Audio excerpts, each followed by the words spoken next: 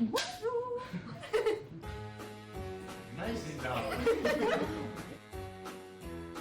Surprenant. Donc bonjour. Bonjour. Bonjour à tous. Bonjour. C'est Maxime, Mathéo Mangiante. Je m'appelle Kylian. Alors je suis né dans la Mano. Je m'appelle Julien. Moi c'est Nathan. Je suis graphe enviro et FX artiste. Animatrice 3D. Je suis rigueur. Game designer. Et je suis game designer. Je suis un programmeur.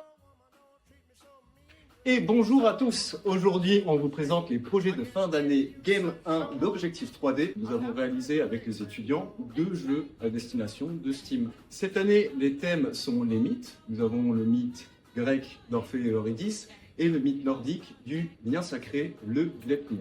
J'ai imposé aux étudiants 2 directions artistiques. Pour le mythe d'Orphée et Eurydice, il s'agit du jeu vidéo Sea of Seals. Et pour le mythe du Gleipnir, il s'agit du jeu vidéo Rewilders. Le game design, c'est créer des mécaniques d'un jeu. On est un peu scénariste, mais pour le jeu vidéo en fait. Communiquer, servez-vous de vos cours, prenez des notes et Alors, le travail de game designer sur notre projet, c'était particulièrement la partie gameplay. On a designé les maps aussi et tout ce qui est énigmes et les combats qui sont... Mon travail est donc de faire des documents qui vont servir à la production de ce jeu, c'est-à-dire un listing de les mécanismes qu'on retrouvera dans le jeu, tous les pièges, tout ce qu'on pourra faire et ne pas faire, alors que là on est vraiment une équipe sérieuse, on donne à fond pour réaliser notre jeu.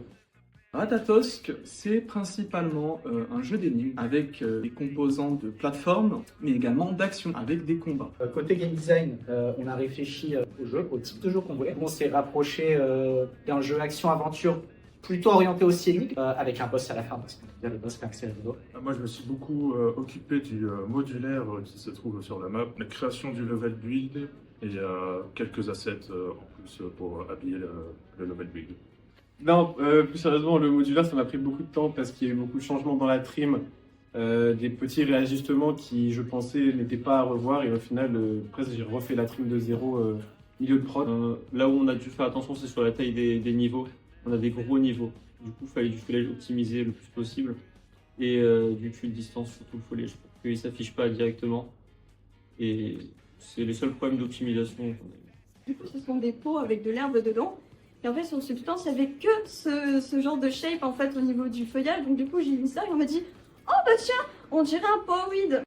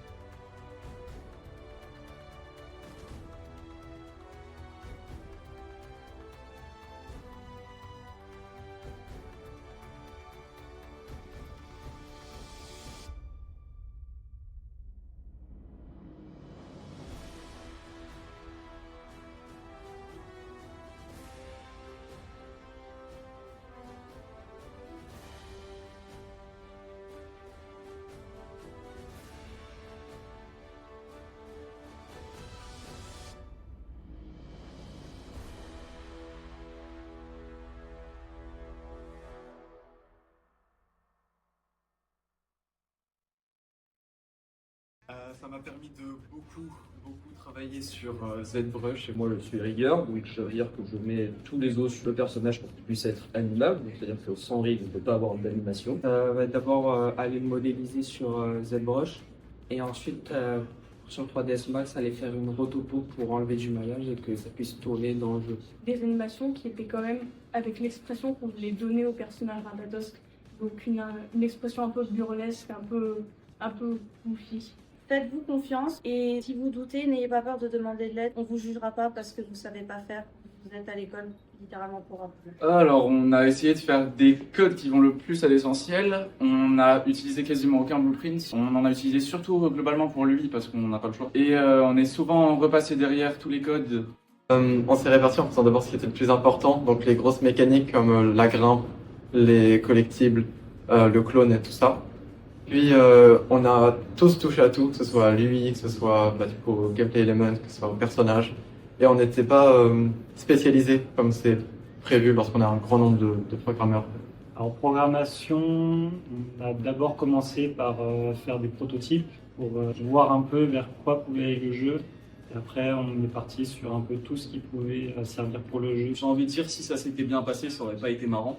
Au final, on n'aurait pas été aussi satisfait du résultat final.